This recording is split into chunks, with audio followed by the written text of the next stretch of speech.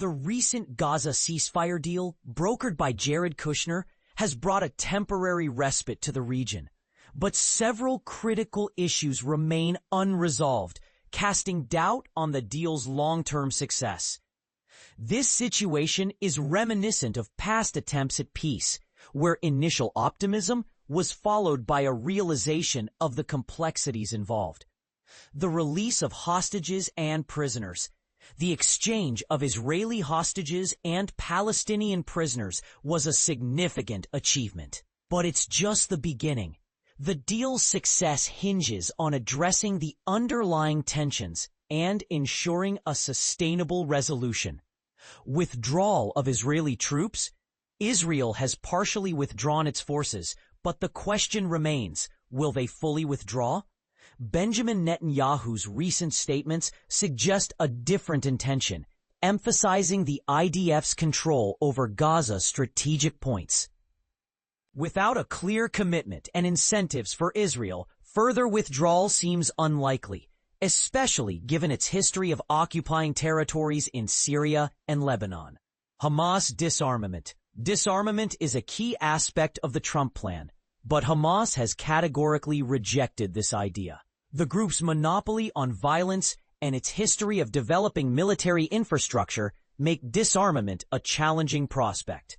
Even if Hamas agrees in principle, the practicalities are unclear. The cantonment model, for instance, raises questions about the willingness of Hamas leaders and fighters to surrender their weapons to Egyptian or international control. International Stabilization Force. The plan proposes an International Stabilization Force, ISF, to ensure internal security and facilitate Israel's withdrawal. However, the composition, mandate, and role of this force are yet to be determined.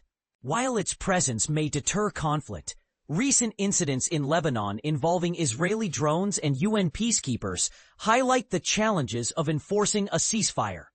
Reconstruction of Gaza. The White House plan promises to rebuild Gaza, but the scale of destruction is vast. Palestinians will undoubtedly strive to rebuild, but Israel's potential demands for guarantees against military use and stringent conditions may hinder the process.